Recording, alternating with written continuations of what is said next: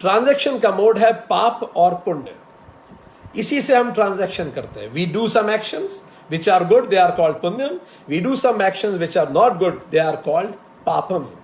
धर्म आधारित कर्म पुण्य है, अधर्म आधारित कर्म पाप है। ये ट्रांजैक्शन चलता रहता है और जब तक पेमेंट बचा रहता है, ये हाउस हमारे लिए अवेलेबल है। और अगर पेमेंट नहीं दिया हमने, ये ट्रांजैक्शन ठीक नहीं हुआ, तो परमात्मा हमें नोटिस देना चालू कर देता है। ये नोटिस अलग अलग रूप में आते हैं। जब भी हम देखते हैं कि हमारे कर्मों में पाप की मात्रा ज्यादा बढ़ रही है, तो जो ये मकान है जो हमारा किराए से हमने ले रखा है, आयतनम, वी स्टार्ट गेटिंग नोटिसेस। ये नोटिसेस क्या है? What are these notices? So these notices are, आपने कई बार देखा होगा कि कई व्यक्तियों को पहला नोटिस जब मिलता है कि अपने कर्म सुधार लो, वो पहला नोटिस होता है उनके बाल सफेद हो जाते हैं। बाल सफेद होना परमात्मा का पहला नोटिस है कि जाने का वक्त अब शुरू हो गया। The countdown has begin. अपने कर्म अभी भी सुधार लीजिए। पर हम बाल को डाई करके पहले से ज्यादा युवा होके आ जाते हैं, पर कर्म बिल्कुल वैसे ही करते रहेंगे। उसके बाद परमात्मा हमें दूसरा नोटिस देता है, हमारी आंखों पे चश्मा लगने लगता है। ये परमात्मा का दूसरा नोटिस है, जाने का वक्त और करीब आ गया, अपने कर्म अभी भी सुधार लीजिए।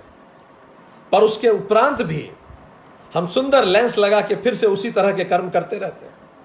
परमात्मा तीसरा नोटिस भेजता है, और तीसरा नोटिस तो ऐसा है जो छुपाया नहीं जा सकता। हमारे चेहरे और शरीर पे जो झुर्रियां पड़ती हैं, ये तीसरा नोटिस है। हमारे रिंकल्स, आप देखिए हमारी स्किन अगर हम ऐसे उठाएं तो इतनी उठाई जा सकती है, और छोड़ दीजिए ये वापस अपना शेप ले लेती है। अब आप अपनी दादी जी की स्किन ऐसे उठाइए, और जब आप उनकी स्किन को वापस छोड़ेंगे तो रिज्यूम नहीं करेगी। क्यों? क्योंकि उनकी चमड़ी ने उनके शरीर को छोड़ना शुरू कर दिया है। और शायद एक छोटे से बच्चे की स्किन को तो आप इतना खींच भी नहीं पाएंगे। तो यह परमात्मा का नोटिस है, हमारी स्किन धीरे धीरे शरीर को छोड़ना शुरू करती है। आप ऐसा करें, आज सेशन के बाद अपने बचपन के, जब आप 3 साल की आपकी उम्र थी, 3 साल की उम्र का एक फोटो लीजिए और उस फोटो को अपने गाल के पास रखिए और कांच में अपनी आज की शक्ल देखिए और 3 साल की उम्र की शक्ल देखिए। तो आपको देखते ही समझ में आएगा कि 15-20 नोटिस तो हमारे चेहरे पे ही चिपके हुए हैं। ये परमात्मा के नोटिस ही तो हैं, जो इस शरीर को धीरे धीरे डीके करना शुरू करता है। फिर हमारी याददाश्त कमजोर होने लगती है, घुटने हमारे दुखने लगते हैं। ये सब क्या है? परमात्मा धीरे धीरे हमें नोटिस ही दे रहा है कि अपने कर्मों को अभी भी सुधार लीजिए। अब हम आगे बात करें, नेचर क्या है इस शरीर का, जिसको हम बाह्यकरण कहते हैं। इसका नेचर क्या है? सो इसका नेचर इज सविकार। सविकार है। सविकार मतलब, विकार मतलब इसमें कमियां होती हैं। क्या क्या कमियां होती हैं? अस्ति, जायते, वर्धते, विपक्ष्यते, उपक्ष्यते, प्रणश्यति। एक एक समझे। अस्ति गर्भ में आता है, एग्जिस्टेंस होता है। जायते बर्थ होता है। वर्धते इट ग्रोज। विप्रेयते इट मीन्स मेटामॉर्फोसिस होता है। उपक्ष्यते एजिंग होती है। एंड अंततः प्रणश्यति, इसका मतलब उसकी मृत्यु हो जाती है। तो 6 फोल्ड मॉडिफिकेशन शरीर में होते हैं। तो बाह्य शरीर का मतलब ही है जिसमें 6 मॉडिफिकेशंस हो। दूसरा, विजिबल।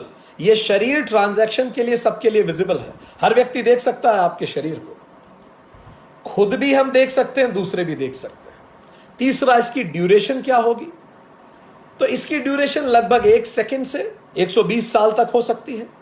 इसको देह भी कहा जाता है। देह शब्द का रूट है दहन योग्यम, जो जलने के लिए ही बना है, उसी को देह कहते हैं। यह देह रूट से बना है। देह रूट का अर्थ है उपचय अपचय दिहम, जो कॉन्ट्रैक्ट होती है और एक्सपैंड होती है, कॉन्ट्रैक्ट होती है और एक्सपैंड होती है, इसी को देह कहा जाता है। सो हमने ये देखा कि ये हमारा बाह्य शरीर है, पहला शरीर जो आप सब देखते हैं। आपको इसके बारे में और पढ़ना है तो एनाटॉमी पढ़ लीजिए। अब इस शरीर का डायनामिक्स हम देखें। डायनामिक्स क्या है? Interpersonal relationships and behaviour. लोग एक दूसरे को देख के पसंद करते हैं और एक दूसरे से शादी करते हैं। इंटरपर्सनल बिहेवियर, ये इसका डायनामिक्स है। कैसे इंटरपर्सनल बिहेवियर होते हैं? तो चलिए 5 लोगों का हम उदाहरण लेते हैं। एक व्यक्ति कहता है उसने मुझे बर्थडे, एक महिला एक पुरुष कहता है उसने मुझे बर्थडे विश नहीं किया, मुझे बहुत खराब लग रहा है। पहला व्यवहार। दूसरा सुनिए, एक दूसरा व्यक्ति है, I don't like to delegate because I want to assure quality. Office में आपने ऐसे बॉसेस देखे होंगे। दूसरा व्यक्ति। एक तीसरा व्यक्ति, I keep distance from people, लोगों से दूरी भली। तीसरा व्यवहार। चौथा, मुझे शादी नहीं करनी, I don't want to marry. कई लोग ये भी कहते हैं, ये चौथा व्यवहार। पांचवा is I don't want to study, I don't want to work. ना मुझे काम करना है ना मुझे पढ़ाई करनी है। ऐसे भी कितने सारे लोग हैं आपके आसपास। तो प्रश्न ये उठता है, ये लोग ऐसा व्यवहार क्यों कर रहे हैं? आखिर मैं वैसा क्यों हूं जैसा मैं हूं? तो शरीर तो दोस्तों केवल बाह्य इंस्ट्रूमेंट है। इस प्रश्न का उत्तर शरीर नहीं दे पाएगा।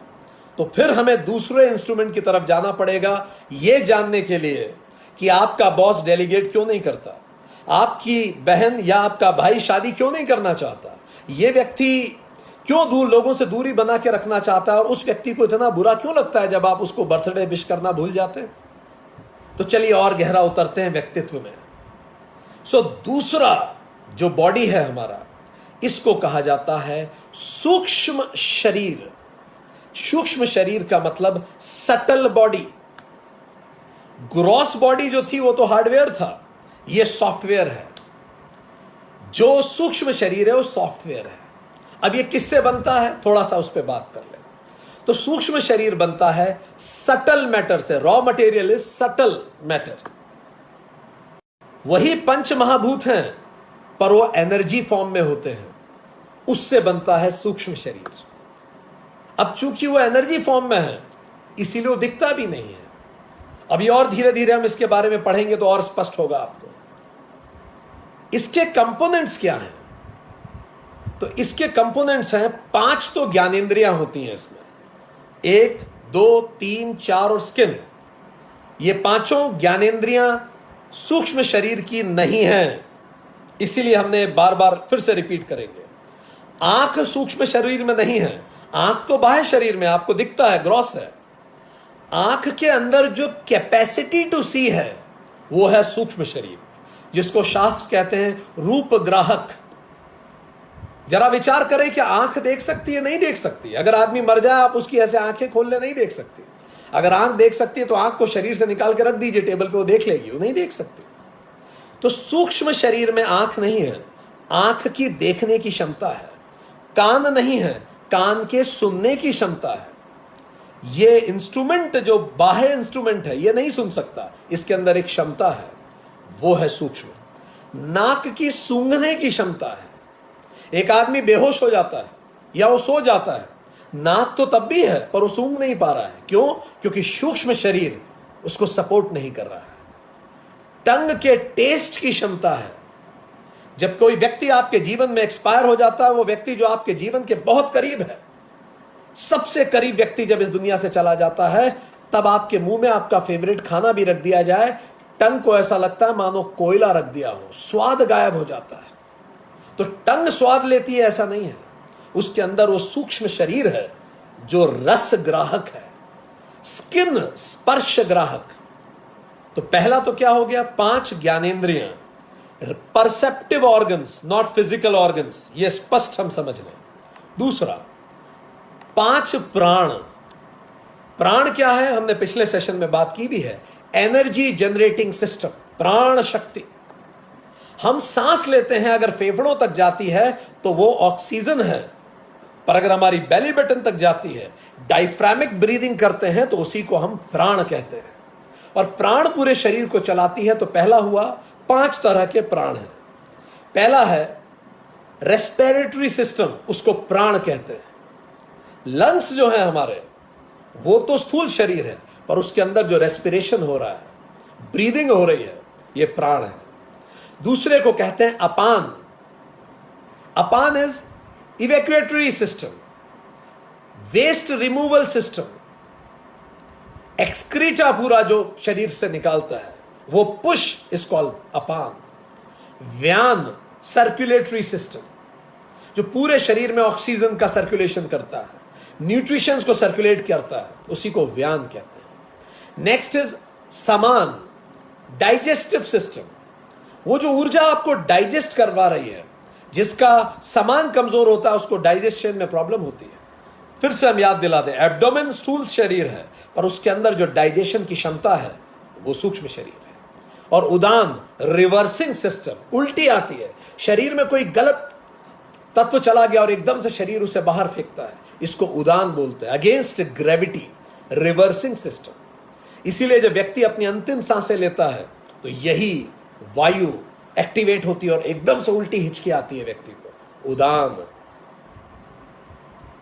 5 ज्ञानेंद्रियां, 5 प्राण। अब आएंगे 5 कर्मेंद्रियां। हाथ स्थूल शरीर है, पर हाथ के पकड़ सकने की क्षमता सूक्ष्म शरीर है। आप सो जाते हैं, आपके हाथ में कुछ दे दें, आपके हाथ में ग्रिप ही नहीं है, क्योंकि वो प्राण उस तरफ उसको मोटिवेट नहीं कर रहे हैं। ठीक। पैर स्थूल शरीर है, पैरों के चलने की क्षमता सूक्ष्म शरीर, ये दूसरा कर्मेंद्रिय हो गई। तो 5 कर्मेंद्रियां कौन सी हैं? मुंह, गुदाद्वार और रिप्रोडक्शन का हमारा ऑर्गन, ये 5 कर्मेंद्रियां हैं। पर इसका जो ऑर्गन है ये स्थूल शरीर है, पर इसकी जो क्षमता है, जो पावर है, इसी को सूक्ष्म शरीर कहा जाता है। सो हमने अभी बात की 5 ज्ञानेंद्रियां, 5 कर्मेंद्रियां और 5 प्राण, ये हो गए टोटल 15। पर अब आता है सबसे महत्वपूर्ण अंग इसका, और इसी को कहा जाता है मूल रूप से अंतःकरण। अंतःकरण, अंतःकरण का मतलब 4 internal organs of the body which can not be seen. एक एक करके समझे। अंतःकरण में क्या है? सबसे पहले है बुद्धि। बुद्धि ही इंटेलिजेंस, इंटेलेक्ट।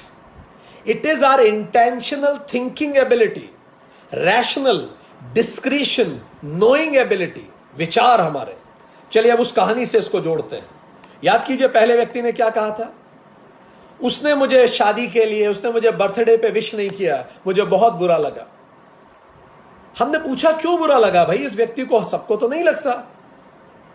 तो उसका कारण है, उसके दिमाग में एक विचार आया, उसकी बुद्धि में विचार आया, आई एम नॉट प्रायोरिटी। इसका मतलब यह है मैं प्रायोरिटी में नहीं हूं, तभी तो मुझे बर्थडे पे विश नहीं कर रहे हो। अब दूसरे पे देखिए, I don't delegate to assure quality. अब इसके पीछे विचार क्या हो सकता है? If I won't see things want happen. जब तक मैं खुद ना देख लूं चीजें नहीं होती। कई ऐसे बॉसेस हैं माइक्रो मैनेज करते हैं, तो उसके पीछे एक विचार है। देखिए, जो आपका स्थूल शरीर है वो व्यवहार कर रहा है, ट्रांजैक्शन कर रहा है दुनिया से, पर हर व्यवहार के पीछे एक विचार है, और यही विचार बुद्धि है, और यह विचार आपके सूक्ष्म शरीर का हिस्सा है। तीसरा बात याद कीजिए, I keep distance from people. मैं लोगों से दूर रखता हूं, दूरी बनाए रखता हूं, बिकॉज डिपेंडेंसी इज बैड। ये विचार उसके अंदर है। हर व्यवहार के पीछे एक विचार होता है। अगला, I don't want to get married. मुझे शादी नहीं करनी। विचार क्या हो सकता है? I am not beautiful. इससे पहले लोग मुझे रिजेक्ट करें, मैं ही लोगों को रिजेक्ट कर देती हूं। ठीक। अगला, मुझे ना पढ़ाई करनी है ना नौकरी करनी है।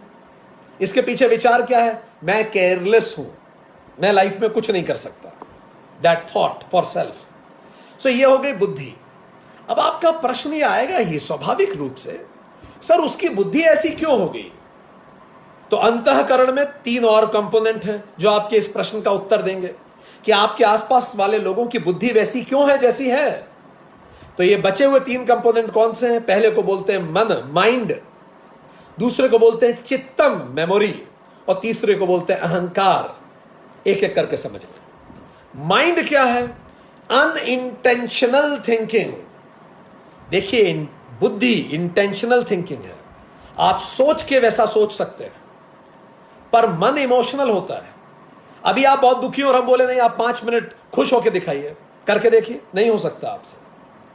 ये अनइंटेंशनल थिंकिंग है, आपके कंट्रोल में नहीं होती, इमोशंस होते हैं। ये प्रोसेसिंग यूनिट है जिसको आप मन कहते हैं। ये डाउट करता है, बी और नॉट टू बी। ये हमेशा डायलेक्टिक्स में ही घूमेगा, करूं या ना करूं, ऐसा करने से क्या होगा, वैसा करने से क्या होगा। सो मन इमोशंस में चलता है। इमोशंस का मतलब क्या है? ई energy, motion, energy in motion is emotion. तो ये भावुक होता है, ठीक। सो मन भावनाओं में चलता है। जैसे फॉर एग्जाम्पल किसी ने आपको अपशब्द कहा, एकदम से आपके मन में आवाज आएगी, आप भी वापस उल्टा रेस्पॉन्स कीजिए, रिएक्ट कीजिए। तो मन प्रतिक्रिया करता है, रिएक्शन करता है। पर फिर एकदम से बुद्धि समझाती है, यार बॉस है तुम्हारा, मत करो ऐसे रिएक्शन, नौकरी से हाथ धो बैठोगे। तो बुद्धि मैनेज कर लेती है।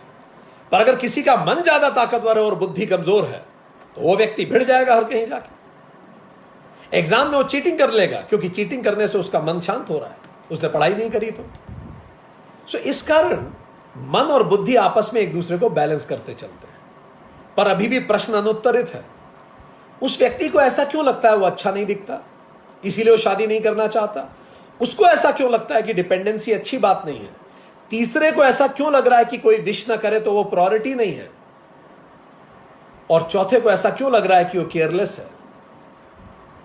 और पांचवें को ऐसा क्यों लग रहा है कि जब तक वही जाके काम नहीं करेगा तब तक काम नहीं होगा? ये भाव आ क्यों रहे हैं? तो फिर शास्त्र और गहरा उतरते हैं। शास्त्र कह रहे हैं जरा टटोलो, चित्तम में ढूंढो, कुछ बात होगी। चित्तम क्या है? मेमोरी। मेमोरी, ये पूरे अनुभव जो हमें मिले हैं जीवन में, ये इसको रिसीव करती है और रिकॉर्ड करती है। इसी को चित्तम कहते हैं, मेमोरी। और ये कब से? जब से हम पैदा हुए उससे भी पहले से। और शास्त्र कहते हैं पास्ट लाइफ, गर्भ में जब आप रहे और गर्भ के उपरांत, सारी यादें मिलकर आपके चित्तम को बनाती हैं। आपने नहीं देखा कई लोगों को, 5 साल का बच्चा है और प्रोडिजी है, संस्कृत के ऐसे श्लोक बोल रहा है, ऐसा विद्वान है। 13 साल का इल्ले त्रिल्ले दोरजी चाइना से पैदल हिमालय क्रॉस करके ठंड के मौसम में भारत आ जाते। ये कैसे हैं? मोजार्ट 6-7 साल की उम्र में सिम्फनी लिख देते हैं।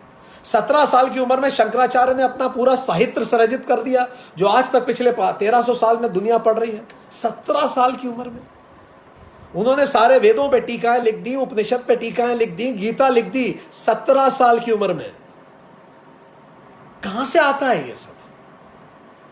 चित्तम, पास्ट स्किल्स जो आपने कभी भी किसी भी जन्मों में आपने देखी हो। सो चलिए अब बात करें तो चित्तम के पॉइंट ऑफ व्यू से इन सबको देखें। और वो 5 लोगों से फिर से मिलते हैं। तो इसको ऐसा क्यों लग रहा है कि कोई बर्थडे विश ना करे तो उसका बहुत मूड ऑफ हो जाता है? तो चित्तम में ढूंढेंगे तो मिलेगा कि क्या हुआ, मैं 5 भाई बहन था बचपन में, मैं सबसे छोटा था और माता ने कभी मुझ पे ध्यान नहीं दिया, मेरे भाई बहनों ने भी मुझे ध्यान नहीं दिया। I was always neglected. और देखो अब मेरे हस्बैंड भी मुझ पे ध्यान नहीं देते। तो जैसे ही कोई ने मुझे विश नहीं किया, अचानक वो बड़ी पुराना सा तार एकदम से स्ट्रंग होता है और आपको लगता है मेरे साथ हमेशा ऐसा हुआ। ये हमेशा क्या है? आपका चित्तम, जिसने सारी यादें निकाल के रख दी। इसीलिए आप घरों में देखते हो किसी को बर्थडे विश ना करो तो बुरा लगता है, किसी को नहीं भी लगता। ये चित्तम ला रहा है। चलिए दूसरा देखें, वो बॉस डेलीगेट क्यों नहीं कर रहा आपके ऑफिस में? वो इतना माइक्रो मैनेज क्यों करता है? सर पे ही बैठा रहता है। तो आपको पता लगा कि भाई उसने ऐसा विचार है उसका कि जब तक मैं नहीं करूंगा तब तक नहीं होगा। ये उसका थॉट था। अब हमने पूछा ये थॉट कहां से आ रहा है? तो चित्तम ने ढूंढ के बताया कि एक्चुअली क्या है, मेरे पिताजी नहीं रहे जब मैं बहुत छोटा था। घर में मैं सबसे बड़ा था, बड़ा भाई था, सारे काम मुझे ही करना पड़े। छोटा भाई रेस्पॉन्सिबल नहीं था। तो क्या होता था, मुझे हमेशा यह समझ में आ गया बड़ी छोटी उम्र से ही, जब तक मैं नहीं करूंगा काम नहीं होगा। आप मरे स्वर्ग नहीं मिलता। आज इतनी बड़ी कंपनी में मैं डायरेक्टर भी बन गया हूं, पर मैं क्या करूं, मेरी बचपन की आदत है। मैं जब तक माइक्रो मैनेज ना कर लूं मुझे भरोसा ही नहीं होता। अभी क्या करेंगे आप? इट इज, ये भी चित्तम ने बता दिया वो व्यक्ति वैसा क्यों है। अब मुझे शादी नहीं करना क्यों नहीं करना? क्योंकि मैं सुंदर नहीं हूं। वो जो चौथा व्यक्ति था, मैं सुंदर नहीं हूं और इससे पहले कि लोग मुझे रिजेक्ट करें मैं ही रिजेक्ट कर दूं। ठीक है, अब ऐसा क्यों सुंदर नहीं हूं? तो चलिए शाहीन भट्ट के पास चलते हैं। पूजा भट्ट, आलिया भट्ट और शाहीन भट्ट तीनों बहनें। शाहीन भट्ट खुद अपनी किताब में लिखती हैं, एक बार एक फोटोग्राफर हम तीनों की फोटो खींच रहा था और उसमें हम छोटे थे, हम बच्चे थे। अचानक फोटोग्राफर ने बोला, शाहीन तुम हट जाओ, तुम इनका फोटो बिगाड़ दोगी। शाहीन भट्ट ने कहा, वो बात मुझे आज तक याद आती है। मैं हट गई और वो मेरे अंदर नासूर की तरह वो बात चुभ गई। वो बचपन की चित्तम मेमोरीज। 2-3 बार किसी ने टोक दिया, नहीं तुम अच्छी नहीं हो, तुम अच्छी नहीं दिखती, बस अब ये जिंदगी भर आपके अंदर। अब व्यक्ति कुछ कह ले तुम कितने सुंदर हो, आप बॉलीवुड में एक्ट्रेस बन जाइए, पर ये जो गहरा इम्प्रिंट है बचपन का, ये नहीं निकलता।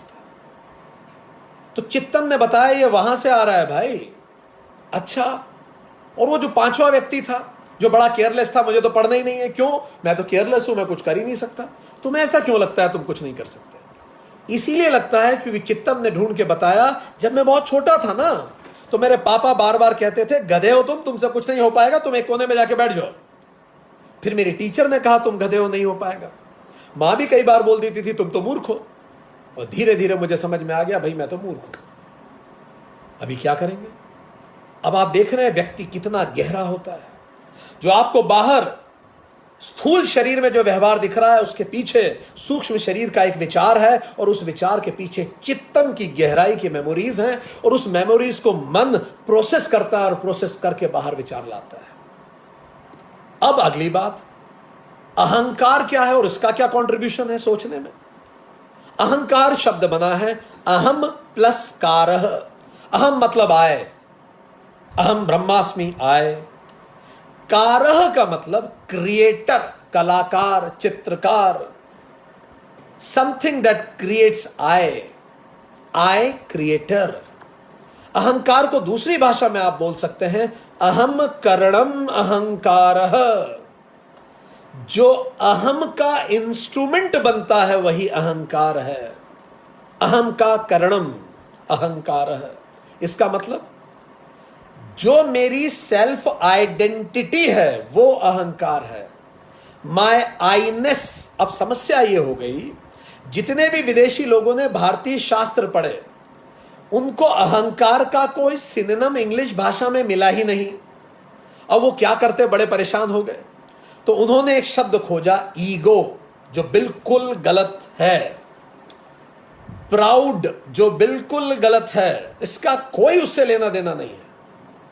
पर चूंकि अब कोई शब्द ही नहीं था उनके पास, जैसे ट्रेन के लिए हमारे पास कोई शब्द नहीं था तो हमने लोह पथ गामिनी और फला फला बना लिए, क्योंकि हमारी तकनीक उन तक नहीं पहुंची थी। इसी तरह विदेशियों की मानसिक तकनीक भारत की आध्यात्मिक विरासत तक पहुंची नहीं, तो उन्होंने कहा अहंकार तो क्या है साहब, ये ईगो है, जबकि ये वो नहीं है। अहंकार इज माय आईनेस, माय आइडेंटिफिकेशन। मैं खुद को क्या समझता हूं, वो है अहंकार। मैं खुद को कैसे आइडेंटिफाई करता हूं, my reflexive faculty, my self reference. थोड़ा समझ लें तो 11 तरह के अहंकार जब हमने विचार किए तो हमने पाए हमें हमारे आसपास है। चलिए देखें कौन कौन से 11 अहंकार हैं। व्यक्ति के पैदा होने से पहले ही 7 अहंकार दे दिए जाते हैं। 7 पैदा होने के पहले ही। कौन कौन से हैं, चला देख लीजिए।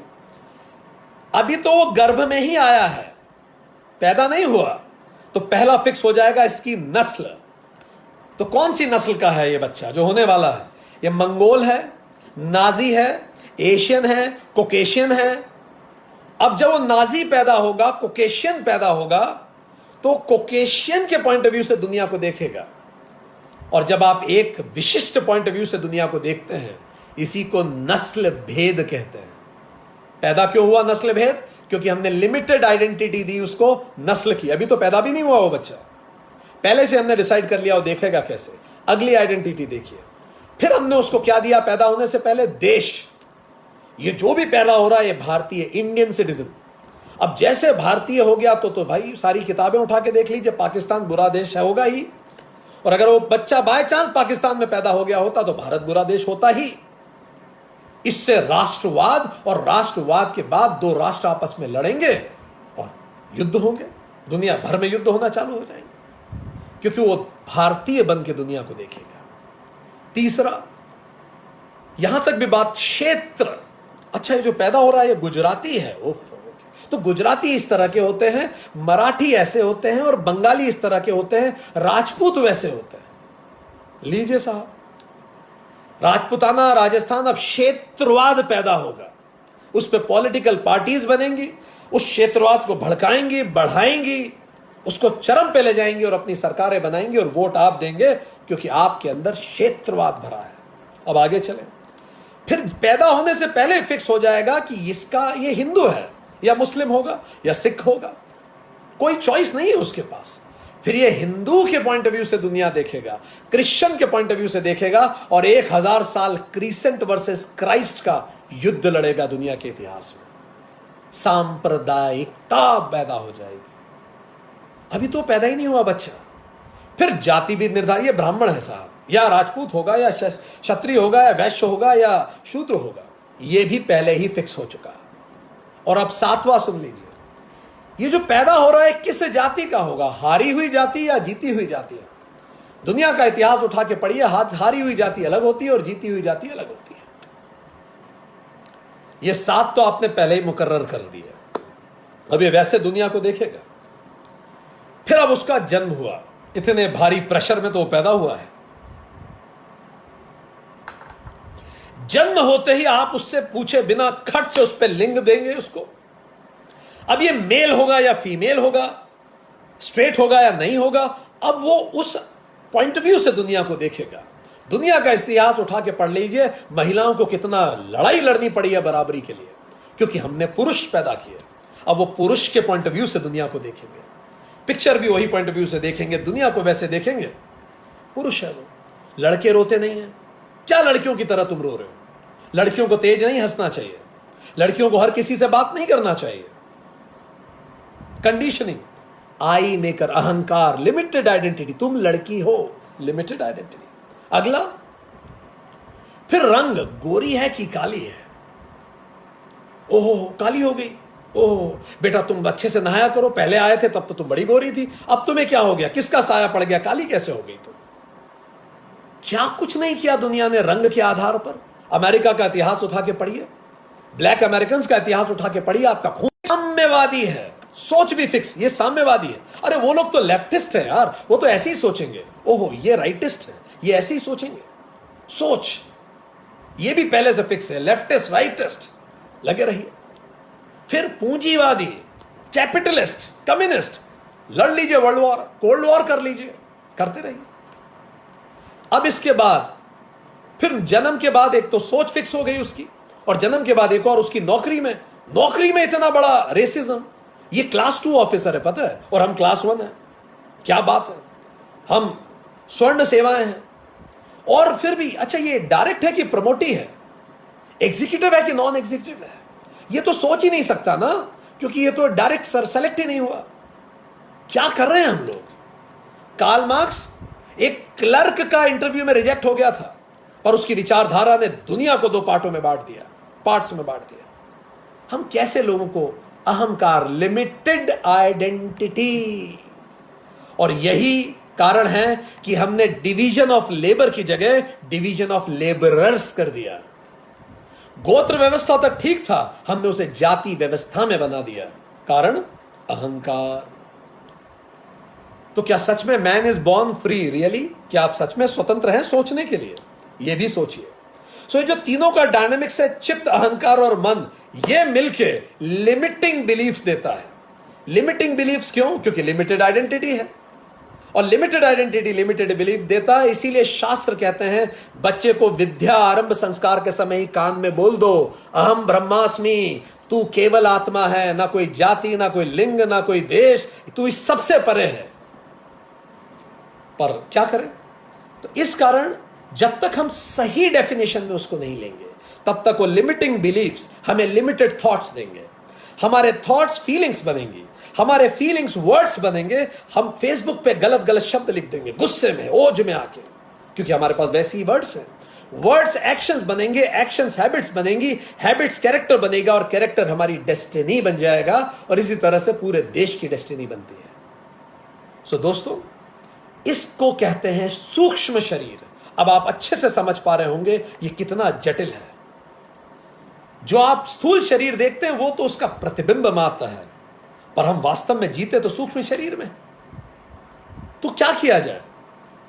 एक इमोशन यदि आप उसको सप्रेस कर दें, लड़कियों को नहीं बोलना चाहिए, जवाब नहीं देना चाहिए लड़कियों को। आप एक इमोशन को सप्रेस कर दीजिए तो डिप्रेशन बन जाएगा, और आप उस इमोशन को एक्सप्रेस कर दीजिए तो एग्रेशन बन जाएगा। तो क्या करें? तो भगवान शिव की तरह उस कालकूट को गले में रख के अपनी योग साधना से अमृत बनाइए। चैनलाइज कीजिए अपने इमोशंस को। चैनलाइज करना हमें सीखना पड़ेगा। उसी का तरीका है कर्म योग, उपासना योग, राजयोग और भक्ति योग। ये आपके इमोशंस को चैनलाइज करने के लिए है।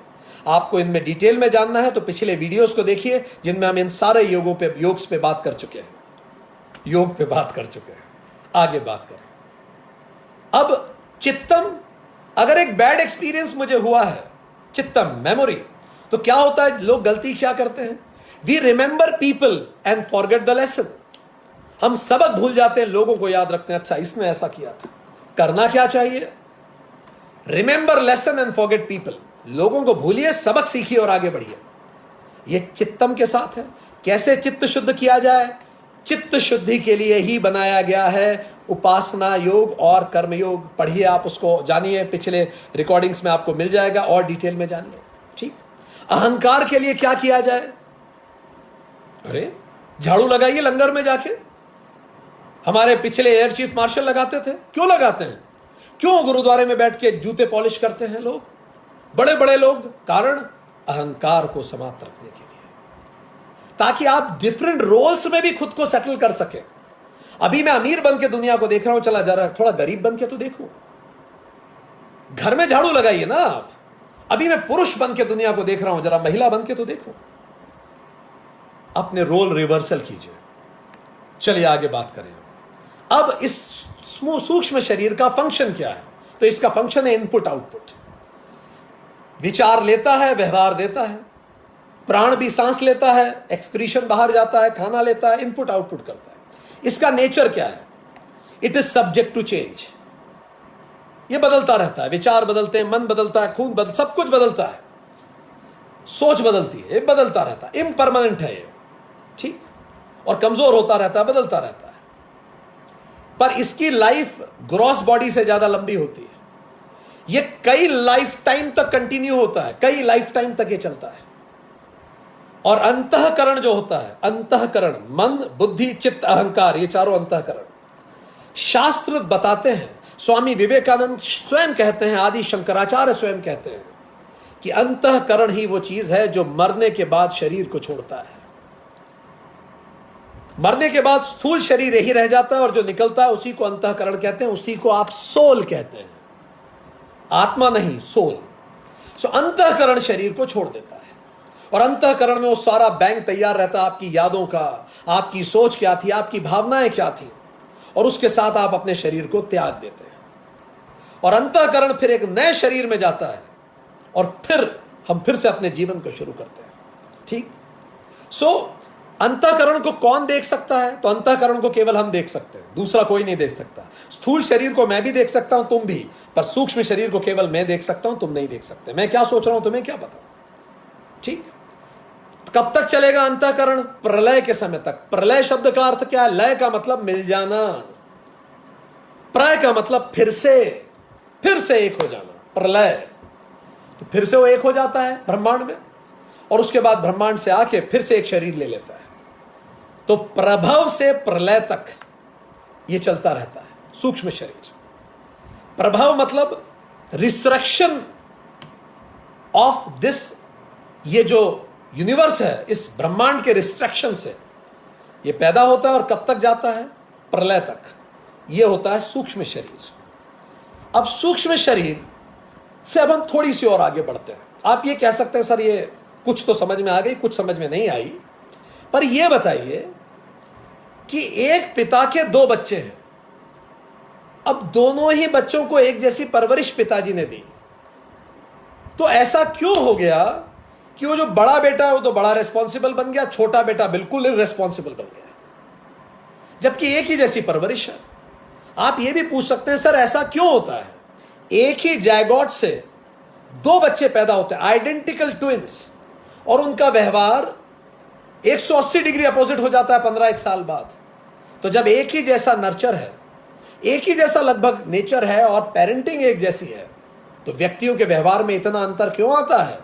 सर वो लोग जो कह रहे हैं वो लोग ऐसा क्यों सोच रहे हैं जैसा वो सोच रहे हैं? तो चलिए हम और गहरा उतरते हैं। इसका उत्तर आपको मिलेगा कि क्यों आइडेंटिकल ट्विंस का भी व्यवहार एक दूसरे से अलग हो जाता है, क्यों आपके घर में दो बच्चे हैं और जबकि एक जैसी परवरिश है दोनों बिल्कुल अलग सोचते हैं। इसको कहते हैं कारण शरीरम, causal body. It's not casual body. No, it's causal body. The cause, क्यों आप पैदा हुए। ये क्या है? It's a zip drive. ये exe फाइल है, आप किसी भी सिस्टम में उसको बूट कर सकते हैं। स्थूल शरीर हार्डवेयर था, सूक्ष्म शरीर सॉफ्टवेयर था, तो कारण शरीर क्या है? Bootable file. लगाइए किसी भी सिस्टम को, अपना सिस्टम बना लीजिए। कॉजल बॉडी, इसका रॉ मटेरियल क्या है? अब कॉजल बॉडी को हम थोड़ा समझ लें। कॉजल बॉडी का रॉ मटेरियल है वासना। वासना शब्द का शाब्दिक अर्थ होता है गंध, स्मेल। किसकी गंध? गंध हमारे कर्मों की। जैसे आप प्याज काटते हैं, आप एक कर्म कर रहे हैं, प्याज तो कट जाता है पर उसकी गंध बहुत समय तक हमारे अंदर रहती है। तो गंध हमारे कर्मों की हमेशा हमारे साथ रहती है। स्वामी विवेकानंद कहते हैं प्रत्येक विचार, प्रत्येक शब्द, प्रत्येक कर्म और प्रत्येक भाव जो आप एक बार करते हैं, भविष्य में अपनी पुनरावृत्ति के बीज छोड़ के जाता है। आप एक बार देर से उठिए, अगली बार फिर देर से उठने का मन करेगा, फिर मन करेगा, पुनरावृत्ति होती है। आप एक बार कहिए मेरे साथ कुछ अच्छा नहीं होता, हमारी किस्मत में ही यश नहीं है, पुनरावृत्ति होगी उन विचारों की। और इसी को कहते हैं वासना। वासना का मतलब हमारे अंदर वो गहरी इच्छाएं, गहरे हमारे कर्म जो अधूरे रह गए, उसी को वासना कहते हैं। वासना is the blueprint of life. जीवन का ब्लूप्रिंट है। It is the life script. ये जीवन की लाइफ स्क्रिप्ट है। ये हमारा सोल प्लान है जिसको लेके हम इस धरती पे आते हैं। हम आ क्यों रहे हैं? कोई तो कारण होगा। And it is our developmental plan. ये वो अनकंप्लीटेड स्टोरीज हैं जो अधूरी रह गई थी। ये वो अनरिजॉल्व्ड स्टफ हैं जो हमें रिजॉल्व करने हैं। पास्ट, कई जन्मों का पास्ट, ये हमारी वासनाएं हैं। आज हम जैसे हैं वो हमारे इतने सारे जन्मों की वासनाओं से मिलके हैं, जिसको आप टेंडेंसीज कह सकते हैं। इंग्लिश में टेंडेंसीज हैं हमारी। ऐसे हर व्यक्ति की अलग अलग टेंडेंसीज होती हैं। तो यदि हम हमारे पास्ट से सीख जाएं तो पास्ट एक अच्छा टीचर है, और ना सीखें तो बर्डन है। तो चलिए उन्हीं पांचों प्रश्नों को जरा समझते हैं। वो पहला व्यक्ति कौन था? पहला व्यक्ति वो था जो हमने पहले में देखा था कि वो if somebody doesn't wish me, he does not love me। तो हमने देखा था उसके पीछे विचार ये है। विचार में हमने देखा था आई एम नॉट प्रायोरिटी। तो हमने देखा था कि उसके पीछे चित्तम ये था कि देखो माँ ने मुझे ध्यान नहीं दिया, भाई बहनों ने ध्यान नहीं दिया। तो चलिए अब उसके पीछे कॉजल बॉडी देखते हैं। तो कॉजल बॉडी ये हो सकती है कि ये जो व्यक्ति है जो आज जिसको सब इग्नोर कर रहे हैं, एक्चुअली हो सकता है ये पिछले जन्म की रानी एंटोनियो रही हो, जिसने सब लोगों को इग्नोर किया हो, और आज इस जन्म में ये सीखने आई है कि जब कोई इग्नोर करता है तो कैसा दर्द होता है, so that we can improve upon it. As I told you, it's a developmental plan. ठीक, ये जो आपका जीएम है, ये जो आपका डायरेक्टर है, जो बहुत ही माइक्रो मैनेज करता है, क्योंकि इसके पिताजी नहीं रहे, क्योंकि इस पे सारा काम पड़ा और इसको लगता है जब तक मैं ना करूं तब तक नहीं होगा। हो सकता है ये one of the life times में बहुत इररेस्पॉन्सिबल व्यक्ति रहा हो। Now he is reincarnated to gain the responsibility. दूसरा, ये जो व्यक्ति जो किसी पे भरोसा नहीं करता, कीप डिस्टेंस फ्रॉम पीपल, क्योंकि अगर भरोसा करेंगे तो डिपेंडेंसी आ जाएगी। Dependency is not good. क्यों डिपेंडेंसी अच्छी नहीं है? क्योंकि उसके चित्त ने बताया था, जब मैं छोटा था मेरे पिताजी नहीं रहे, मैंने जिन जिन चाचा लोगों पे भरोसा किया सबने धोखा दिया। ये तो इस लाइफ का हो गया। पर अगर आप कारण शरीर में जाएंगे तो आपको पता लगेगा, हो सकता है इस व्यक्ति को one of the life times में he was killed by giving poison by some of the very close relatives. So the last dying thought was, I can not trust people. So this is how आपके अंदर आज जो आप हैं, ये वासना जो हमारे अंदर का टेंडेंसीज हैं, is the themes and the lessons that we need to learn in this lifetime. People, situations, families, जो भी हमारे आसपास हैं, ये सब हैं ही इसीलिए कि वो हमें विकास करने में मदद कर सके। हो सकता है आपकी वाइफ, आपका स्पाउस, आपका साथी, आपका बॉस, आपका दोस्त अत्यधिक कलह प्रिया हो, आपके पिताजी, पर उनकी जो कलह और उनकी जो डांट है वो आपको बनाने के लिए हो। जैसे सुकरात की पत्नी इतना कड़वा बोलती थी, जैसे तुलसीदास की पत्नी, जैसे कालिदास की पत्नी, आप इनके जीवन उठा के देखेंगे, they had a very difficult married life, पर देन उन कड़वे शब्दों ने इनको बना दिया। We all are born for a purpose and the purpose is to improve upon ourselves. हम खुद को इंप्रूव करें। एंड वी में दो भाई बहन बिल्कुल लगते एक जैसे हैं, पर उनकी सोल जर्नी बहुत डिफरेंट है। दोनों बहुत अलग अलग यात्राओं से आ रहे हैं, आज आपके घर में पैदा हो गए। तेलुगु के वेमनाचार्य गुरु हुए, उन्होंने बड़ा सुंदर लिखा है। वो कहते हैं, नमक और कपूर, मान लीजिए आपके घर के दो बच्चे दिखते बिल्कुल एक जैसे हैं, पर अगर आप इनको जलाएं तो उनकी गंध बहुत अलग अलग होती है। इसीलिए आपके घरों के बच्चे, आप दोनों को डांटिए, एक बड़ा परेशान हो जाएगा और दूसरे को कोई फर्क नहीं पड़ेगा, थोड़ी देर में बिल्कुल नॉर्मल हो जाएगा। सबकी गंध अलग अलग होती है, क्योंकि हम सबकी अपनी अपनी यात्राएं हैं, अपनी अपनी सोल जर्नी है। और ये जर्नी जा किस तरफ रही है, जिसको आप कहते हैं मोक्ष, फ्रीडम। बाइबल ने ओल्ड टेस्टामेंट में, और even Jesus was reincarnated. What does that mean? तो क्या हम हमारी डेस्टिनी के गुलाम हैं? नहीं, हम हमारी किस्मत के स्वयं रचयिता हैं। We are the script writer, we are the actor, we are the director and we are the producer of our movie called life. हम खुद ही तो उसके सब कुछ हैं। तो इसीलिए आपके आसपास जितने लोग हैं, चलिए बैठिए और एक एक व्यक्ति के बारे में यह प्रश्न पूछिए।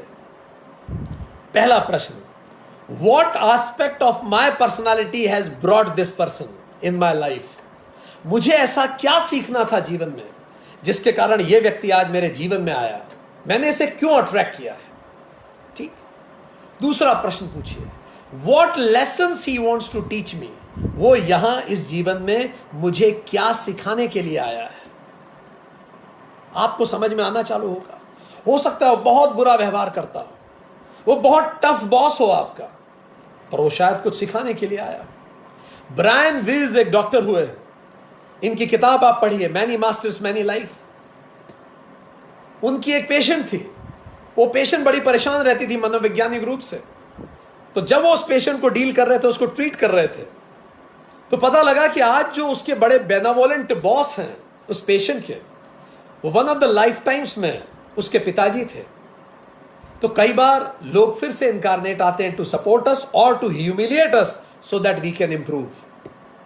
आगे आप पूछिए, what is the gift of wisdom I am going to get from this person? इसके बुरे व्यवहार से मुझे कौन सा गिफ्ट ऑफ विजडम देने वाला है? जब आप ये सब जानेंगे, आपका अपने आप गुस्सा उस व्यक्ति पे खत्म हो जाएगा, क्योंकि टफ बॉसेस हमेशा अच्छे एम्प्लॉय बनाते हैं। आपके आसपास अगर व्यक्ति लगातार आपको कड़वा बोल रहा है करीबी जीवन में, तो हो सकता है वो आपको आध्यात्मिक पथ पर अग्रसर करने के लिए आया हो। You never know. अब अगली बात आए, तो फिर ये जो कारण शरीर है इसके कंपोनेंट कौन से हैं? तो आप समझ ही सकते हैं, स्थूल शरीर और जो ग्रॉस बॉडी है, ग्रॉस बॉडी एंड जो सटल बॉडी है, यही पोटेंशियल फॉर्म में कारण शरीर में रहते हैं। क्योंकि हम परफेक्ट नहीं है इसीलिए हमें फिर से आना पड़ता है। आदि शंकराचार्य कहते हैं पुनरअपि जननम पुनरअपि मरणम पुनरअपि जननी जठरे शयनम यही संसारे बहुदुष्कारे कृपया पारे पाहि मुरारे। मुझे बचाइए प्रभु, बार बार यही हो रहा है, सेम पिक्चर रिपीट हो रही है। क्यों? क्योंकि वही वासनाएं हैं। रामकृष्ण परमहंस जब खाना खाया करते थे तो उनको खाने का इतना शौक था, दुनिया भर से लोग आके उनके सामने प्रवचन सुनने बैठते थे और अचानक प्रवचन का वो सेंटेंस आधा रोक के ही परमहंस उठ के जाते थे और खाना खाने लगते थे। मां शारदा कहती थी, आप अजीब व्यक्ति हैं, इतनी दुनिया से लोग आए हैं, बात तो खत्म कीजिए। सेंटेंस तो छोड़िए दोस्तों, वो शब्द भी आधा छोड़ देते थे कई बार, और मुझे तो भूख लगी है कह के चले जाएंगे। तो मां कहती थी, आप थोड़ा तो लिहाज कीजिए सबका। जब मां ने बार बार टोका तो परमहंस जी ने एक बार उन्हें बताया कि मां, मुझे यहां आने का कोई कारण नहीं है, मुझ में ऐसी कोई कमी नहीं कि मैं यहां आऊं, कोई कारण ही नहीं है, कारण शरीर के लिए। पर मां, ये जो मेरी जवान है, मेरा खाने पे कंट्रोल नहीं है और खाने के लिए मुझे शरीर चाहिए, क्योंकि मुझे खाने का चाव है। तो मैं पैदा ही, जन्म ही मेरा इस कारण हुआ क्योंकि ये एक वासना रह गई। और मां, जिस दिन मेरा खाने से रुचि खत्म हुई, फिर इस संसार में ऐसा कुछ नहीं जो मुझे रोक सके। ना मुझे अब पैसा आकर्षित करता है, ना मुझ में कोई अहंकार है, ना मुझे पद चाहिए, ना नाम चाहिए, ना प्रतिष्ठा चाहिए, ना मुझ में काम है, ना द्वेष है, ना क्रोध है, कुछ तो नहीं है। पर ये उस दिन से मां शारदा ने उन्हें टोकना ही बंद कर दिया। और जो लोग पढ़े हैं रामकृष्ण परमहंस को जानते हैं, मृत्यु के कुछ समय पहले एक बार उन्होंने खाना की थाली मां शारदा ने परोसी और उन्होंने थाली खिसका दी। पहली बार उन्होंने ऐसा किया और मां के रोंगटे खड़े हो गए। अब वो जहाज समुद्र में अनंत यात्रा के लिए तैयार था, वो आखिरी एंकर भी टूट चुका था। इसी को कारण शरीर कहते हैं। अगर एक लाइन में आप हमसे पूछें, सर मेरा कारण शरीर क्या है, आप ऐसे पता लगा सकते हैं। कैसे? बैठिए, अंतरात्मा से पूछिए क्या क्या कमियां हैं आप में। अहंकार है, लिख लीजिए। अहंकार का क्या मतलब? आप प्यून से भी उसी तमीज से बात करते हैं जैसे प्रेसिडेंट से बात करते हैं? पूछिए, क्या आप सबके प्रति विनम्र हैं? अगर हां तो आप में अहंकार कम है, और नहीं तो बहुत अहंकार है।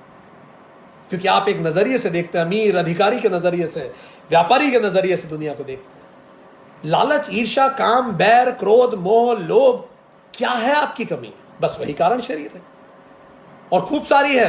तो आइए, स्वागत है दुनिया में, बार बार यही हमारे शास्त्र कहते हैं। ठीक, ये तो कंपोनेंट हो गए। अब फंक्शन क्या है इसका? फंक्शन क्या है? It serves as a source. ये सोर्स है, वो कारण है जिससे बार बार ग्रॉस और सटल बॉडी पैदा होती है। ठीक, जैसे मैटर एनर्जी में कन्वर्ट होता है और एनर्जी फिर से मैटर में कंडेंस होती है। आइंस्टाइन ने E=mc² में यही कहा, that energy can be converted into matter and matter can again be converted into energy. तो जब मैटर एनर्जी में कन्वर्ट होता है, या जब हम कहें एनर्जी मैटर में कन्वर्ट होती है, तो हम इसको कहते हैं इवोल्यूशन। बिग बैंग हुआ और एक ऊर्जा इंसान बन गई, इवोल्यूशन हो गया। पेड़ पौधे बने, जानवर बने, फिर धीरे धीरे इंसान बन गया, ऊर्जा मैटर बन गई। और स्वामी विवेकानंद ने अपने अमेरिका और ब्रिटेन के भाषणों में बहुत स्पष्ट कहा है। और इसी तरह जब ये मैटर फिर से ऊर्जा बनता है तो इसको आप इन्वॉल्यूशन कहते हैं, क्योंकि मैटर अपने आप में ऊर्जा बनना ही तो चाहता है। इसी को आप पर्सनैलिटी डेवलपमेंट कहते हैं। वो इसीलिए तो विकास कर रहा है। लोग जो स्वामी विवेकानंद को पढ़ना चाहते हो, पढ़िए। शायद 1896 या उसके आसपास उन्होंने एक पत्र लिखा है अपने मित्र को, भारत में, अमेरिका से ही। उनको लगने लगा कि अब उनके अंदर की ऊर्जा फटने को तैयार है, और उस पत्र में लिखते हैं वो कि मेरे अंदर का शरीर, मेरे अंदर की ऊर्जा अब इस वेसल में, बाह्य वेसल में समा नहीं पा रही। मुझे लग रहा है मुझ में ऊर्जा का विस्फोट हो सकता है। और इसीलिए स्वामी विवेकानंद के बारे में जब आप पढ़ेंगे, उनकी मृत्यु भी उनके सर की एक नस फटने से हुई थी। सो दोस्तों, एनर्जी मैटर में कन्वर्ट होती है, मैटर फिर से एनर्जी कन्वर्ट होता है, और यही काजल बॉडी है, causal body converts into subtle and physical body, and physical body again goes back to causal body. ये तो हो गया उसका फंक्शन। अब आखिरी नेचर, इसकी लॉन्गेस्ट लाइफ होती है, ये कभी खत्म नहीं होता। काजल बॉडी बिफोर बिग बैंग थी, सृष्टि के शुरू से थी, और खत्म कब होगी? मोक्ष पे, अन्यथा चलती रहेगी। यह प्रलय प्रलभ से भी आगे जाती है। शास्त्र कहते हैं भले प्रलय हो या प्रभव हो, काजल बॉडी हमेशा रहती है। ये कब खत्म होगी? जब हमें मोक्ष मिलेगा।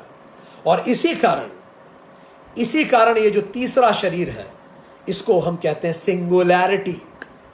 ये सिंगुलैरिटी का बॉडी है पूरी, ये फिजिक्स की सिंगुलैरिटी की हम बात कर रहे हैं। So this is how we understand. तो चलिए हम एक बार समराइज करें, हम क्या बात कर रहे हैं। हमने बात की कि साधक करता है, उसके पास एक कारण होता है, जिस कारण से वो धरती पे आता है, और उस कारण को करने के लिए, उस लक्ष्य को प्राप्त करने के लिए करण चाहिए होते हैं। करण का मतलब इंस्ट्रूमेंट्स, और करण 3 प्रकार के। उपकरण मतलब एक्सटर्नल इंस्ट्रूमेंट, मोबाइल और कोई भी चीज। बाह्यकरण मतलब स्थूल बॉडी, जिसको आप फिजियोलॉजी में पढ़ते हैं। अंतःकरण मतलब सूक्ष्म शरीर, जिसको आप साइकोलॉजी में पढ़ते हैं। और कारण शरीर, उस कारण से बना, जिसको आप फिलॉसफी में पढ़ते हैं। शरीर जो डीके हो जाता है। तो हमने एक दूसरे उदाहरण से अगर हम शॉर्ट में इसको समझ लें, तो ये बिल्कुल वैसा है जैसे एक कंटेनर हो, एक बकेट हो। तो जो बकेट है वो तो ग्रॉस बॉडी है, बाल्टी। अगर वो टूट जाती है तो नई बकेट लानी पड़ेगी, शरीर खत्म हो जाएगा तो नया बकेट आ जाएगा। उसमें जो पानी भरा है वो सटल बॉडी है, सूक्ष्म शरीर, और जो उसमें नमी है वही कॉजल बॉडी है। अब जो पानी भरा हुआ, अगर ये बकेट टूट जाएगी तो हम क्या करेंगे? इस पानी को निकाल के दूसरे बकेट में डाल देंगे। पर सूरज तो हमेशा रहेगा, वो उस बकेट में भी चमक रहा था और इसमें भी चमक रहा था। तो जो सूरज हमेशा चमकता है, इसी को आत्मा कहते हैं, जो इन तीनों से अलग है। सटल बॉडी और कॉजल बॉडी को सोल कहते हैं, जो शरीर छोड़ के जाती है। ठीक। ग्रॉस बॉडी को देह कहते हैं, और गीता में सटल बॉडी और कॉजल बॉडी को ही भगवान कृष्ण ने दूसरे चैप्टर में देही कहा है, जो शरीर को छोड़ के चली जाती है। तो आत्मा ना छोड़ती है ना पकड़ती है, क्योंकि आत्मा तो ऑल परवेसिव है, यूनिवर्सल है, सोल इंडिविजुअल है। सो इस तरह से हमने ये देखा कि जो ग्रॉस बॉडी है वो हार्डवेयर है, सटल बॉडी सॉफ्टवेयर है, कॉजल बॉडी जिप ड्राइव है कंप्यूटर की, और आत्मा बिजली है, इलेक्ट्रिसिटी है, जिसके बिना वो कंप्यूटर चलेगा ही नहीं। सो हमने ये देखा, आज के सेशन में हमने बात की कि स्थूल शरीर का जो रॉ मटेरियल है वो पंचभूतानी है, पंच स्थूल भूतानी, गर्भ, जीवन और मृत्यु तक। कंपोनेंट सिर, पक्ष, पूछ और केंद्र। फंक्शन आयतनम है। पाप पुण्य की केमिस्ट्री चलती है, नोटिसेस मिलते रहते हैं। नेचर 6 विकार हैं, अस्ति, जायते, वर्धते, विप्रयते, अपक्ष्यते और प्रणश्यति। ये सबको विजिबल है, मुझे भी दिखता है, आपको भी दिखता है। और इसका ड्यूरेशन क्या है? 1 सेकंड से 120 साल तक। देह का मतलब दहनम योग्यम, ये हमने समझ लिया। ठीक। फिर हमने देखा इसके डायनामिक्स। तो हमने देखा कि व्यवहार, एक्सचेंज, ट्रांजैक्शन यही शरीर करता है। तो हमने 5 लोगों के उदाहरण लिए। फिर हमने देखा कि पर मैं वैसा क्यों हूं, मैं जैसा हूं, मैं क्यों डेलीगेट नहीं करता। तो हमने पता लगाया कि शरीर के अंदर एक और शरीर है जो दिखता नहीं है, मुझे पता है, दूसरों को नहीं पता। इसको सटल शरीर कहते हैं। इसका रॉ मटेरियल पंच सूक्ष्म भूतानी है। और इसके कंपोनेंट कितने हैं? तो 19 कंपोनेंट हैं। 5 ज्ञानेंद्रियां। ज्ञानेंद्रियां वो नहीं जो आंखें हैं, आंखों को आंखों के अंदर देख पाने की क्षमता, सूक्ष्म ज्ञानेंद्रियां। तो पंच सूक्ष्म ज्ञानेंद्रियां, पंच सूक्ष्म कर्मेंद्रियां, पंच प्राण, ये हो गए 15, और 4 जिसको आप अंतःकरण भी कहते हैं अलग से, उसको हम कहेंगे मन, बुद्धि, चित्त, अहंकार। तो मन क्या है? Unintentional thinking. Emotional is in motion, like energy in motion. संकल्प विकल्प जो सोचता है। बुद्धि इंटेलिजेंस है, थॉट है, जो डिटरमाइन करता है, जो विचार है। मेमोरी बैंक है आपका चित्तम, जो बचपन की आज तक की मेमोरी हमारे पास रखता है। तो व्यक्ति इतना सिंपल नहीं है जितना दिखता है। तो डोंट जज पीपल जस्ट लाइक दैट। बड़ी गहरी यात्रा हो सकती है उसकी, जो आज वो व्यवहार आपके सामने, आपकी कंपनी में, आपके ऑफिस में कर रहा है। अहंकार, अहम मतलब आय, कार मतलब क्रिएटर। तो मैं दुनिया को नस्ल, देश, क्षेत्र, जाति, धर्म, लिंग, अर्थ, रंग, भेद, सोच, नौकरी, इन सब पे देखता हूं। इसीलिए जीवन खुद के लिए और दूसरों के लिए कठिन बना देता हूं। तो इसीलिए डिवीजन ऑफ लेबर की जगह लेबरर हो जाता है। और इसीलिए मन, चित्त और अहंकार का जो टोटल केमिस्ट्री है, ये कई बार लिमिटेड बिलीव्स देता है। इसलिए शास्त्र कहते हैं अहम ब्रह्मास्मि, मैं केवल आत्मा हूं। अनलिमिटेड बिलीव रखिए, और वही थॉट्स अंतिम में डेस्टिनी बनते हैं। इमोशन सप्रेस करो तो डिप्रेशन होगा, एक्सप्रेस करो तो एग्रेशन होगा। चैनलाइज कीजिए शिव की तरह, और चैनलाइज करने के ही तरीके 3-4 योग हैं: कर्म योग, उपासना योग, ज्ञान योग और राजयोग। मन को, और इसीलिए चित्तम में बैड एक्सपीरियंस जब भी मिले, रिमेंबर लेसन, फॉरगेट पीपल। अहंकार के लिए आप झाड़ू लगाएं, दूसरों के पक्ष से देखिए। फंक्शन क्या है? इनपुट आउटपुट है सूक्ष्म शरीर का। नेचर क्या है? ये लगातार बदलता रहता है। प्रभव से प्रलय तक हमेशा रहता है। प्रलय से प्रलय तक को ही एक कल्प कहा जाता है। कल्प में 5 युग होते हैं। ठीक, तो इतनी उम्र होती है सूक्ष्म शरीर की। यही वो देही है जो मृत्यु के बाद शरीर को छोड़ता है और फिर से पैदा होता है।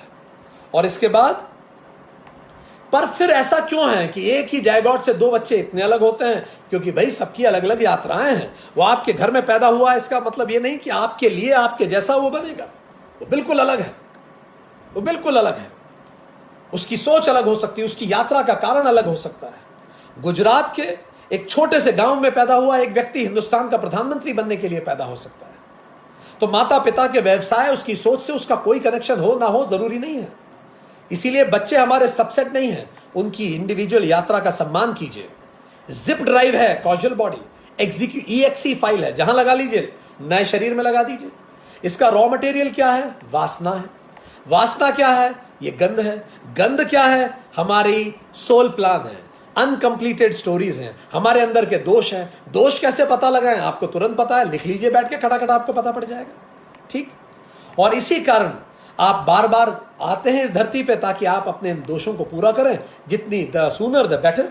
तो पीपल, सिचुएशन, फैमिलीज हमारे आसपास जानबूझ के इसीलिए हैं जो हमें हमारे डेवलपमेंट प्लान में मदद कर सकें। और इसी तरह से लोग दिखते एक जैसे हैं, पर उनका डेवलपमेंट प्लान और यात्राएं बड़ी अलग होती हैं। जैसे नमक और कपूर एक जैसे दिखते हैं।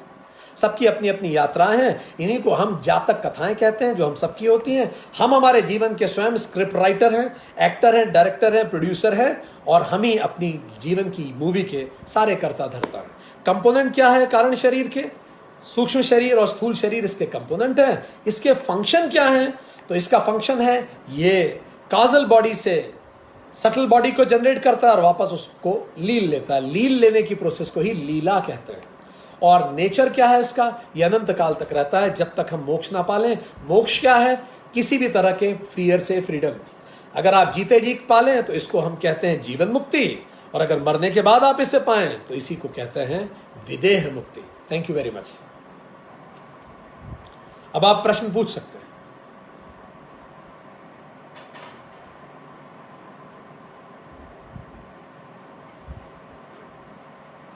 इंदौर से विकास शर्मा प्रश्न पूछ रहे हैं, बोलिए। इनका कहना है, विकास शर्मा इंदौर से पूछ रहे हैं, मोक्ष के बाद होता क्या? हमारा सजेशन है आप स्वामी विवेकानंद को भी पढ़ें। बहुत अच्छा प्रश्न आपने पूछा है। मोक्ष के बाद क्या होता है? मोक्ष के बाद ही कुछ नहीं होता, जो कुछ होता है उसके पहले ही होता है।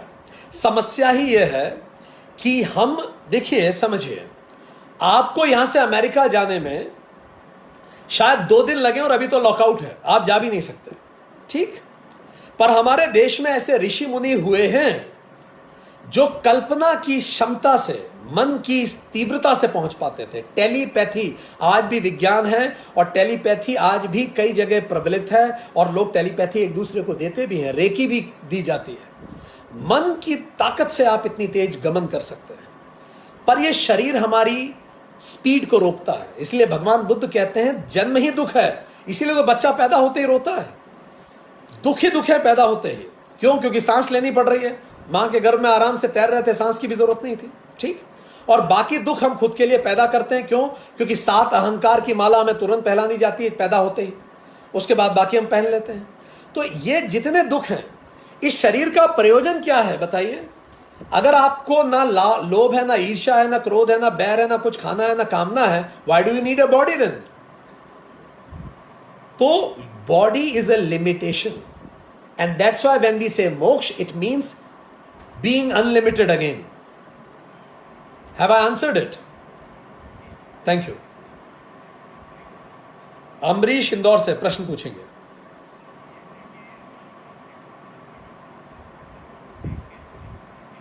हाँ, परफेक्ट, ठीक है। इंदौर से अमरीश पूछ रहे हैं कि एक तरफ कहते हैं सब कुछ भाग्य है, सब कुछ लिखा हुआ है पहले से, और दूसरी तरफ कहते हैं कर्म आधारित है, तो क्या इन दोनों में सही क्या है?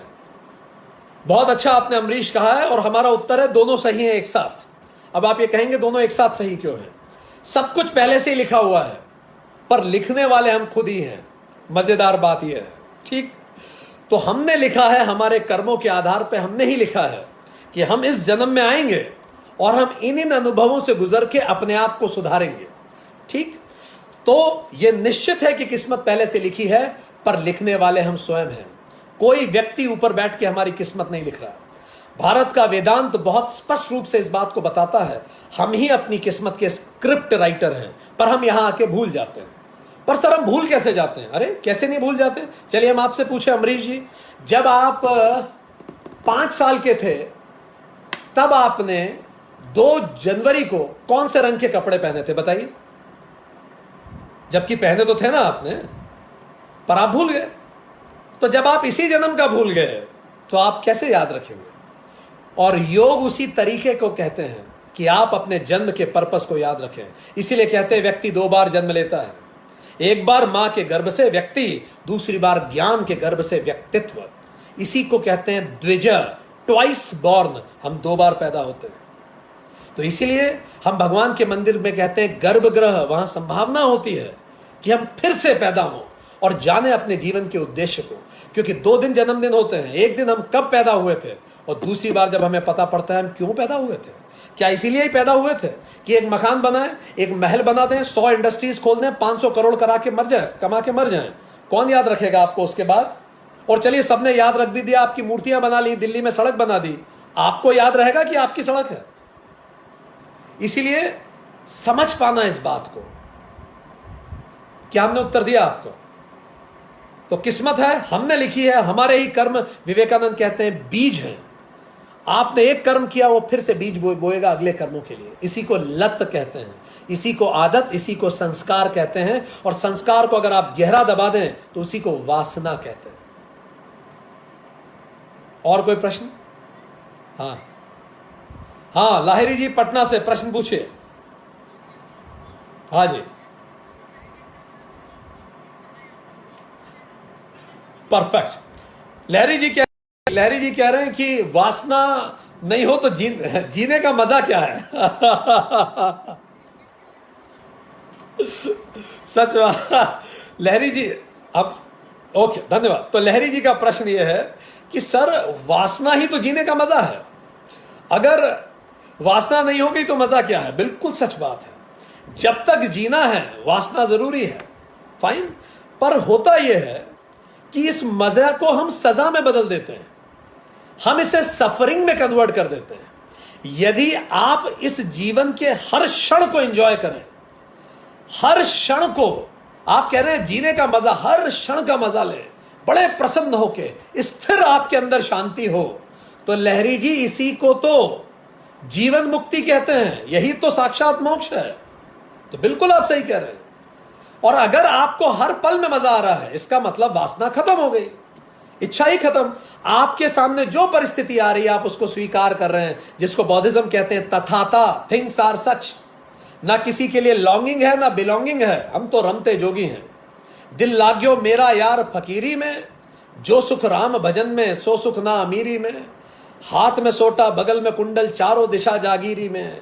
आखिर ये तन खाक मिलेगा काहे फिरत मगरूरी में। कहे कबीर सुनो भाई साधो, साहब मिले सबूरी में। सो अगर आप ऐसा कर रहे हैं तो यही मोक्ष है, परफेक्ट है। क्या उत्तर मिला आपको? Thank you. अदिति बोलिए, अदिति बोलिए। हाँ जी,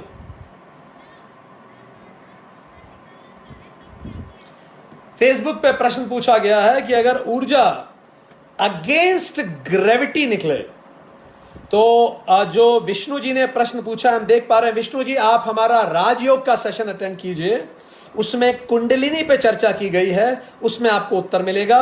जब कुंडलिनी जागृत होती है तो यही होता है जो आप कह रहे हैं, ऊर्जा वर्टिकल फ्लो होती है अगेंस्ट ग्रेविटी। अगला प्रश्न, हाँ अनिल जी इंदौर से बोलिए।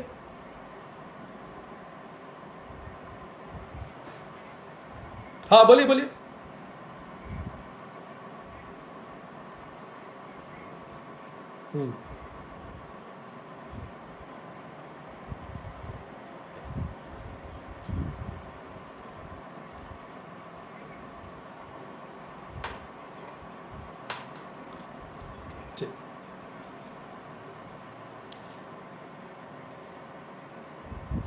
परफेक्ट, धन्यवाद।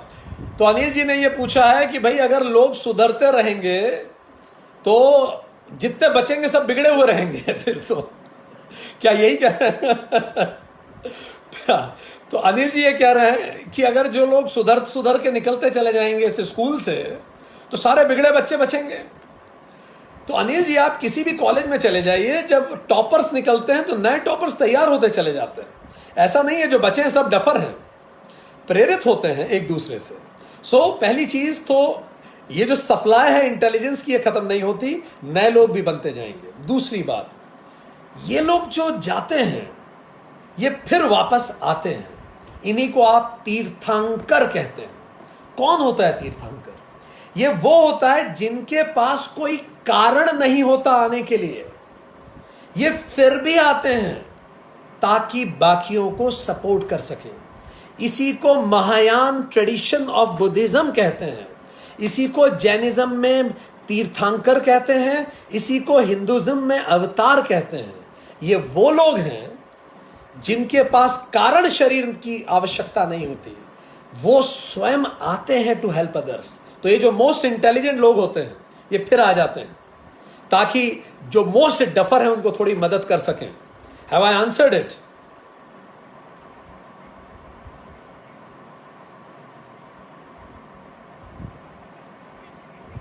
Not at all.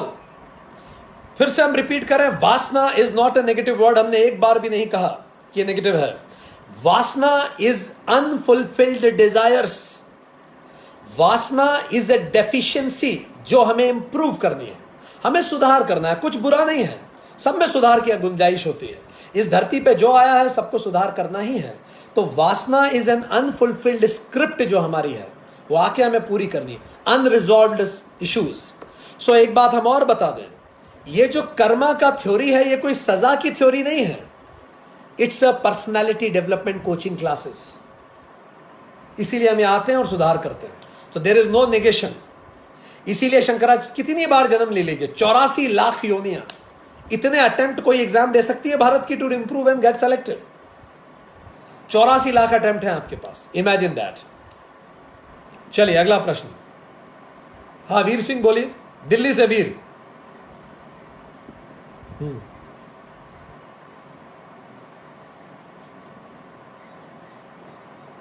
हाँ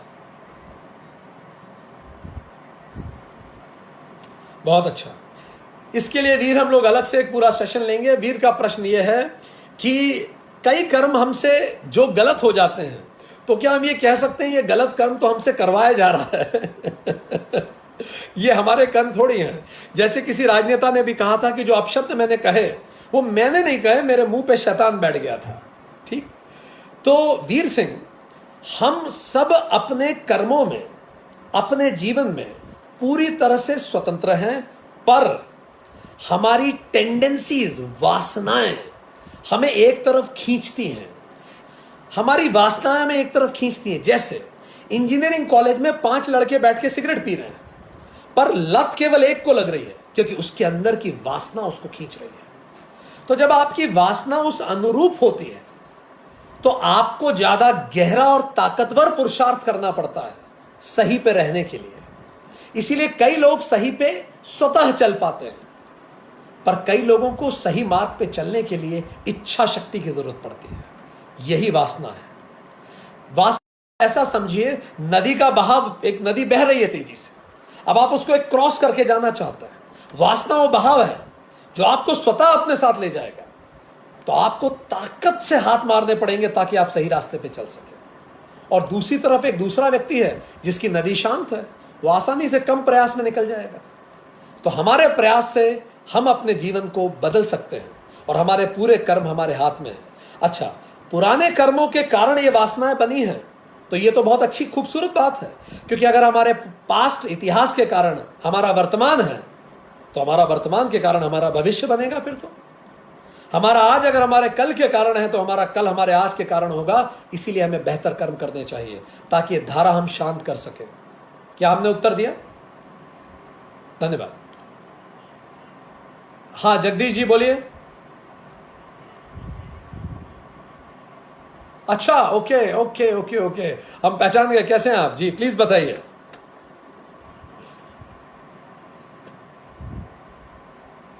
बहुत अच्छा प्रश्न है जगदीश डावर जी का। प्रश्न यह है, जन्म और मरण के प्रश्न का प्रमाणीकरण किसी शास्त्र में मिलता है?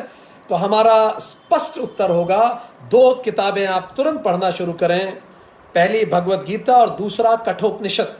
कठोपनिषद तो पूरा मृत्यु विज्ञान है, और भगवत गीता चैप्टर 2 पे इस पे बड़ी डिटेल में चर्चा की गई है। और इसके अतिरिक्त की अगर आपको और पढ़ना है तो Tibetan book of the dead भी इस पे बात करती है। Tibetan book of the dead. हमने उत्तर दिया जगदीश जी आपको, डावर साहब? थैंक यू डावर साहब जी। फेसबुक से हरिओम शर्मा जी पूछ रहे हैं, जब प्रारब्ध निश्चित है, अपने जीवन के लक्ष्यों को हम कैसे पहचानें? प्रारब्ध बिल्कुल निश्चित है, यह सच बात है, पर प्रारब्ध से ज्यादा ताकतवर पुरुषार्थ होता है, और पुरुषार्थ हमारे प्रारब्ध को बदल सकता है। वही है पुरुषार्थ का मतलब, वही वासना की लहर है, और प्रारब्ध हमारे कर्म है इस जन्म के। तो हम अपने लक्ष्यों को कैसे पहचानें?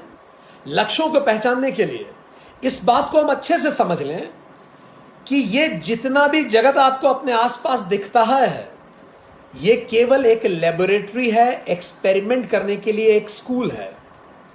इसीलिए तो हमें कुछ भी ले जाना परमिटेड नहीं है। तो ये तो बनी बात है कि अर्थ, काम ये हमारे लक्ष्य नहीं हो सकते। ये जीवन के पड़ाव हो सकते हैं, पैसा कमाना और कामनाएं पूरी करना, पर ये लक्ष्य नहीं हो सकते। लक्ष्य एकमात्र है परमानेंट पीस एंड हैप्पीनेस, जिसको मोक्ष कहते हैं, परमानेंट पीस एंड हैप्पीनेस। तो आपको विष्णु जी, हम आपको ये सजेशन देते हैं, जिन्होंने प्रश्न फेसबुक पे पूछा है, हमारा वो सेशन जरूर अटेंड कीजिए, पुरुषार्थ, जो दूसरा सेशन है इस पे वेदांता सीरीज का, ये जो आज आप 13वां सेशन अटेंड कर रहे हैं, इसी में दूसरा सेशन है पुरुषार्थ। अदिति, आप अपना मोबाइल नंबर लिखिए और उस अदिति के मोबाइल नंबर पे आप लिखिए, तो आपको पुरुषार्थ सेशन का हम लिंक भेज देंगे। तो उसमें जीवन के लक्ष्य पे स्पष्ट डिटेल में चर्चा की गई है। अगला प्रश्न उज्जैन से प्रश्न है, दिसावल जी का, पूछे।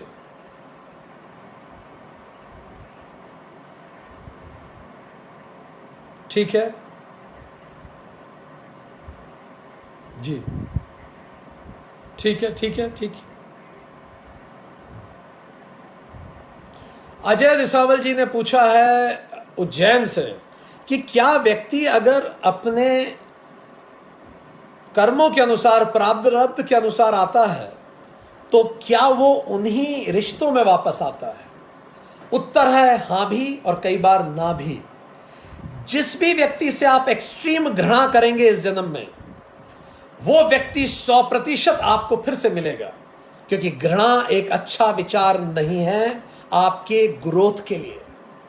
वो फिर से आपको मिलेगा और आप एक पूरा जीवन बिताएंगे उसको प्रेम करते हुए। जिस देश से आप घृणा करेंगे, हमने ऐसे बहुत सारे लोगों को देखा है, ऐसी बहुत सारी किताबों को पढ़ा है जिसमें इतने सारे इंसिडेंसेस एक्सपर्ट्स ने बताए हैं कि ये व्यक्ति इस जन्म में उस देश में पैदा हुआ और उसने दूसरे देश से नफरत की, पूरा लाइफ टाइम उसने दूसरे देश में बिताया अगले जन्म में, ताकि फिर वो उसी देश को प्रेम भी कर सके, अहंकार को तोड़ सके अपने।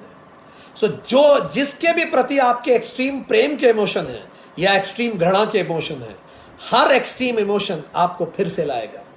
क्योंकि इमोशन क्या है? धारा है, लहर है, लहर ही तो रोकना है। योग चित्तस्य वृत्ति निरोधः, जब ये लहर रुक जाए, धारा शांत हो जाए, हर प्रयास योग बन जाएगा।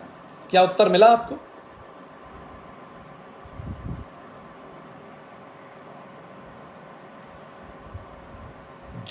जो भी हमने पिछले जन्म का हमारा इच्छाएं बाकी हैं, अकाउंट बाकी है, इस जन्म में उसी को हम रीपे करते हैं।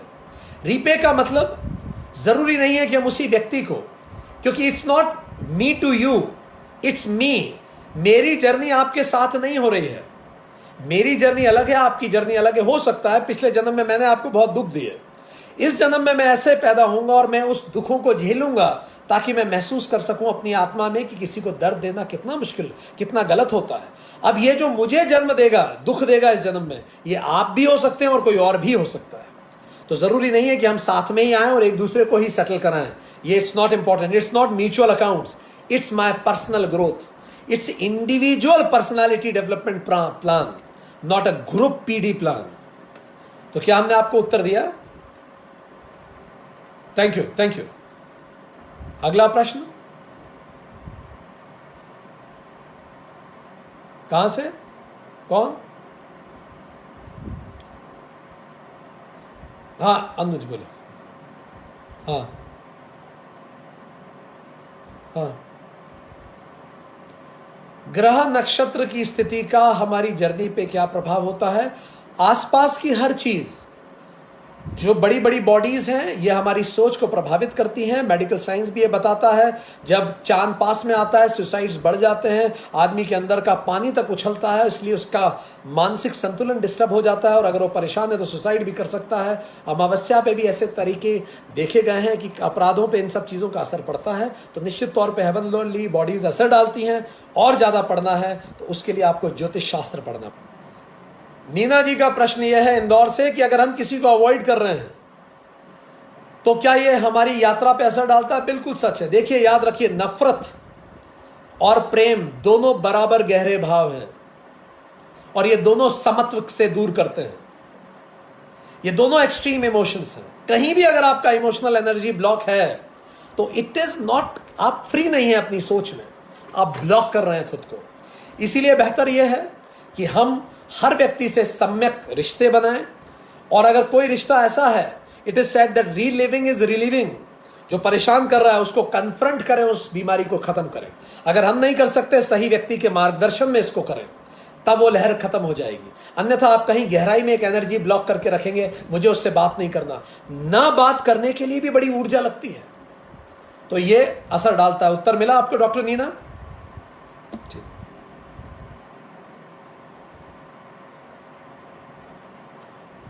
Perfectly fine.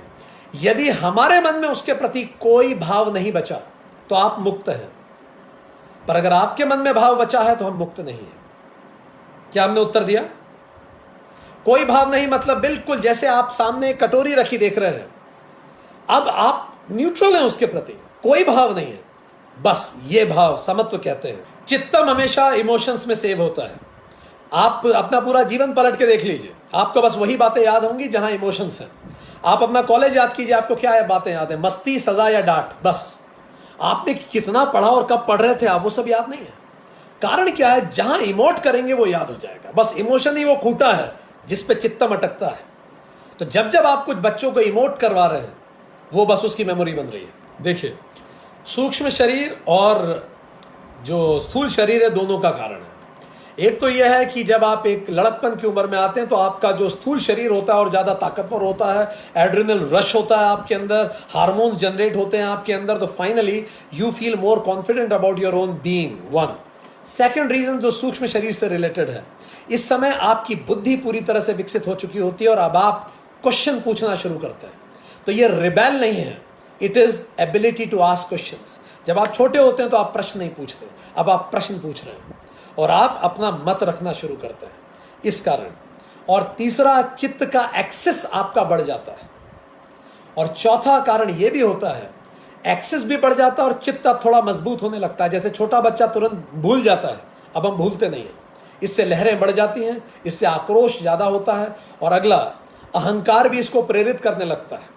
आपने नहीं देखा लोग नारे लगाते हैं जय श्री राम, अब आप उनसे पूछ लीजिए कि श्री शब्द का शाब्दिक अर्थ क्या है संस्कृत में, राम शब्द का शाब्दिक अर्थ क्या है, और श्री जय श्री राम और जय शब्द का शाब्दिक अर्थ क्या है। अध्ययन उनका होगा नहीं इसमें, पर चूंकि दूसरा नारा लगा रहा है वो भी लगा लेंगे। राम के भाव को अगर कोई जान ले तो अपने आप अहंकार समाप्त हो जाता है। वही बात, तो यही सब चीजें मिलके उस उम्र में हमें जोश ज्यादा दिलाती है। क्या उत्तर मिला आपको? चलिए, आप सभी लोगों को बहुत धन्यवाद। एक बात हम आप सभी को कहना चाहते हैं, आप लोग, हाँ कौन बोल रहे?